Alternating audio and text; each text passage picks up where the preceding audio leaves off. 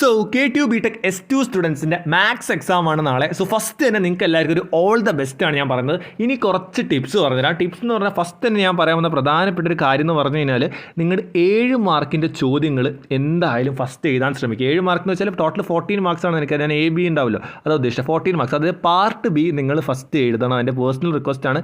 കാരണം പല കുട്ടികൾ ഇന്ന് തന്നെ വിളിച്ച കുറേ കുട്ടികൾ, അതായത് നിങ്ങളുടെ സീനിയേഴ്സിൻ്റെ വർക്കിൽ അവർക്ക് മാത്സ് എക്സാം ആയിരുന്നു S4ൻ്റെ, പക്ഷേ സമയത്തിൻ്റെ ഒരു പ്രശ്നം ഉണ്ടായിരുന്നുള്ളൂ. പേപ്പർ അവർ എഴുതുമ്പോൾ സമയം വളരെ കുറഞ്ഞു. അപ്പോൾ നിങ്ങൾ സമയത്തിൻ്റെ കേസുള്ളപ്പോൾ നിങ്ങൾ എന്താ ചെയ്യണം വെച്ചാൽ വലിയ മാർക്കിൻ്റെ ചോദ്യങ്ങൾ ആദ്യം എഴുതാൻ ശ്രമിക്കുക. കാരണം അവസാനത്തേക്ക് നിങ്ങളൊരു 3 മാർക്കിൻ്റെ 2 ക്വസ്റ്റ്യൻ ഒരു ക്വസ്റ്റ്യനൊക്കെ പോയാലും നിങ്ങൾക്ക് വലിയ പ്രശ്നമില്ല. ഇത് 7 മാർക്കിൻ്റെ 14 മാർക്കിൻ്റെ ചോദ്യം നിങ്ങൾക്ക് ചെയ്യാൻ പറ്റില്ല എന്നുണ്ടെങ്കിൽ അതൊരു ബുദ്ധിമുട്ടാണ്. അപ്പോൾ വലിയ ക്വസ്റ്റ്യൻസ് കൃത്യമായിട്ട് എഴുതി പോവുക. പിന്നെ ഒരു ഭയങ്കര ഇമ്പോർട്ടൻ്റ് ആയിട്ടുള്ള കാര്യമാണ് മാത്സ് എക്സാമിന് പല കുട്ടികളും S1 ചെയ്തൊരു തെറ്റാണ്. എന്താ വെച്ചാൽ ഒരു ക്വസ്റ്റ്യൻ നിങ്ങളിപ്പോൾ ചെയ്തു 7 മാർക്കിൻ്റെ ഏതൊരു 7 മാർക്ക് ക്വസ്റ്റ്യൻ നിങ്ങളത് ചെയ്തപ്പോൾ നിങ്ങൾക്ക് മനസ്സിലായത് തെറ്റിയെന്ന്. അത് തെറ്റിക്കഴിഞ്ഞാൽ നിങ്ങൾ വീണ്ടും അതിൽ കുറേ ടൈം കളയരുത്. അത് എന്തെങ്കിലും അവിടെ പറ്റുവാണെങ്കിൽ നിങ്ങൾക്ക് സ്പേസ് വിടുക, അല്ലെങ്കിൽ എന്തെങ്കിലും അടുത്ത ചോദ്യം നിങ്ങൾ സ്റ്റാർട്ട് ചെയ്യുക. ഞാൻ എന്തുകൊണ്ടത് പറഞ്ഞു വെച്ചാൽ ഒരു ക്വസ്റ്റ്യനിൽ തന്നെ ഡിപ്പെൻഡ് ചെയ്തിട്ട് കുറേ സമയം വീണ്ടും പോകും. ചിലപ്പോൾ നമുക്ക് ആ തെറ്റ് കണ്ടുപിടിക്കാൻ പറ്റുന്നില്ല. ഉത്തരം തെറ്റാൻ നമുക്കറിയാം, പക്ഷേ എവിടെയാണ് തെറ്റിപ്പോയെന്നൊരു ഐഡിയ വരുന്നില്ല എന്നുണ്ടെങ്കിൽ നമ്മൾ അതിൽ സമയം കളയരുത്. അത് ചെയ്യാതെ മറ്റേ ക്വസ്റ്റ്യൻ ട്രൈ ചെയ്യുക.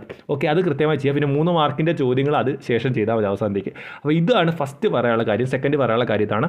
പിന്നെ എനിക്ക് പറയാനുള്ള കാര്യം എന്ന് പറഞ്ഞു കഴിഞ്ഞാൽ നിങ്ങൾ പഠിക്കുന്ന RVS നോക്കിയിട്ടുണ്ടാവും. പല കുട്ടികൾ റിവിഷൻ മീൻസ് RVS നോക്കിയിട്ട് പഠിക്കുന്നുണ്ടാവും, ലൈവ് നോക്കിയിട്ട് പഠിക്കുന്നുണ്ടാവും, കുറേ യൂട്യൂബ് ചാനൽസ് ഉണ്ട്. അങ്ങനെ അതൊക്കെ നോക്കിയിട്ട് നിങ്ങൾ പഠിക്കുന്നത്. നിങ്ങൾ മാത്സ് അതേപോലെ നമ്മുടെ ഫ്രാങ്ക്ലിൻസ് ലെക്ചേഴ്സിന് അത് കിടലാനായിട്ട് ലൈവ് എല്ലാം കൊടുത്തിട്ടുണ്ട്. BTech ട്യൂട്ടേഴ്സ് ലൈവ് വരുന്നുണ്ട്. അതേപോലെ തന്നെ നമ്മുടെ എന്താ പറയുക ശരത് സാറിൻ്റെ മാത്സ് ക്ലാസ്, അങ്ങനെ കുറേ ആൾക്കാർ ക്ലാസ്സുകൾ തരുന്നുണ്ട്. അപ്പോൾ എനിക്ക് പേഴ്സണലി നിങ്ങളോട് പറയുന്ന കാര്യം, നിങ്ങൾ റിവിഷൻ ചെയ്തിട്ടില്ല എന്നുണ്ടെങ്കിൽ നിങ്ങൾക്ക് അതൊരു വലിയ പ്രശ്നമാകും. നിങ്ങൾ പലരും ചോദിക്കുന്നുണ്ട് ഇത് പഠിച്ചാൽ പാസ്സാവും, ഇത് മാത്രം കണ്ടാൽ എന്നൊക്കെ ചോദിക്കുന്നത്. അത് കണ്ടാൽ മതി, പക്ഷേ നിങ്ങൾ കീ ആയിട്ട് റിവിഷൻ ചെയ്യണം.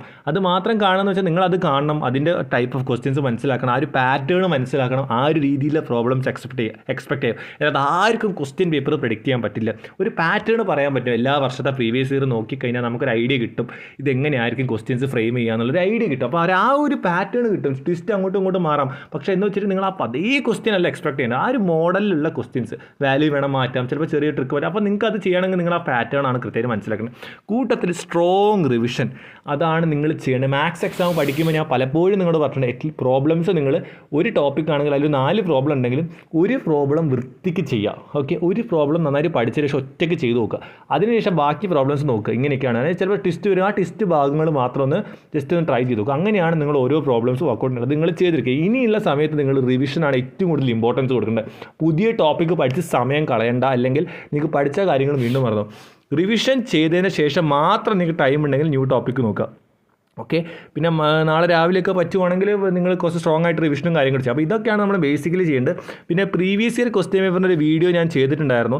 കുറേ ക്വസ്റ്റ്യൻ പേപ്പർ അതിനകത്ത് കാണിക്കുന്നുണ്ട്. പല കുട്ടികൾക്ക് ഗ്രൂപ്പിൽ ജോയിൻ ചെയ്യാൻ പറ്റുന്നവർക്ക് ഗ്രൂപ്പ് സ്റ്റാർട്ട് ചെയ്തിട്ടുണ്ടായിരുന്നു. ബാക്കിയുള്ളവർക്ക് യൂട്യൂബ് തന്നെ നോക്കാമെന്ന് വിചാരിക്കുന്നു. കാരണം ടെലിഗ്രാം ഗ്രൂപ്പിലോട്ട് അത് അപ്ലോഡ് ചെയ്യാനുള്ളൊരു ഇത് പറ്റുന്നില്ല. ഗ്രൂപ്പിന് ഒരു പ്രോബ്ലം ഉണ്ട്, അതുകൊണ്ട് മാത്രമാണ്. അപ്പോൾ നിങ്ങൾ കൃത്യമായി മനസ്സിലാക്കുക. ആ വീഡിയോ കണ്ടാൽ നിങ്ങൾക്ക് ഒരു ഹെൽപ്പ് ആയിരിക്കും. അപ്പോൾ അത് കണ്ടാൽ ഇഷ്ടമുള്ളവർക്ക് അത് കാണാം. നിങ്ങൾക്ക് എന്താ വെച്ചാൽ മാർക്കിംഗ് സ്കീം അതിൽ കാണാൻ പറ്റും. അപ്പോൾ നിങ്ങൾക്ക് മനസ്സിലാവും ഓരോ സ്റ്റെപ്പിന് എത്രയാണ് മാർക്ക് എന്ന്. അത് കാണാൻ പറ്റും. പിന്നെ ഫോർമുലാസ് കൃത്യമായിട്ടൊന്ന് റിവൈസ് ചെയ്തിട്ട് പോവുക. ഇപ്പോൾ ഫോർ എക്സാമ്പിൾ അവസാനത്തെ ഫോറിയർ ട്രാൻസ്ഫോമിലൊക്കെ നിങ്ങൾക്ക് അറ്റ്ലീസ്റ്റ് ഫോർമുല അറിയെങ്കിൽ തന്നെ ഒരു 2-3 മാർക്ക് അതിനകത്ത് കിട്ടാനുള്ളൊരു സ്കോപ്പ് ഉണ്ട്. സോ അതും കൃത്യമായിട്ട് മനസ്സിലാക്കുക. പിന്നെ പല കുട്ടികളും വീഡിയോസ് കുറഞ്ഞു എന്നൊക്കെ പറയുന്നുണ്ട്. അതൊന്നും നിങ്ങൾ വിചാരിക്കുക. അതിന് മെയിൻ പ്രോബ്ലം എന്ന് പറഞ്ഞാൽ നമുക്ക് സമയമില്ല. എനിക്ക് എക്സാം ഉള്ള കാര്യം, ഞാൻ നിങ്ങളെപ്പോലെ വളരെ ആവറേജ് സ്റ്റുഡൻ്റ് ആണ്. അപ്പോൾ എനിക്ക് കുറച്ച് കാര്യങ്ങളൊക്കെ പഠിക്കാണ്ട് ഞാൻ കുറേയൊക്കെ സ്കിപ്പ് ചെയ്യുന്ന അത്യാവശ്യം പഠിക്കുന്നുണ്ട്. ആ ഒരു രീതിയിൽ ഞാനും പോകുന്നൊരു വ്യക്തി. അപ്പോൾ ഞാൻ നിങ്ങളെ മാക്സിമം സപ്പോർട്ട് ചെയ്യാൻ നമ്മളെന്നും കൂടെ ഉണ്ട്. അപ്പം എന്ത് ഡൗട്ടിൽ നിങ്ങൾ കമൻറ്റ് ചെയ്യുക. All the best. എല്ലാവർക്കും എക്സാം സൂപ്പറായിട്ട് എഴുതാൻ പറ്റട്ടെ, പഠിച്ച് തന്നെ വരട്ടെ എന്നാണ് ഞാൻ വിചാരിക്കുന്നത്. So all the best. എല്ലാവരും അടിച്ച് പൊളിച്ച് പഠിച്ച് എക്സാം എഴുതി വരിക. സോ ഇതുപോലത്തെ ഇൻഫോർമേറ്റീവ് കാര്യങ്ങൾക്കായിട്ട് ചാനൽ സബ്സ്ക്രൈബ് ചെയ്യുക. So stay with the channel and be with the channel. It's for you, not for me.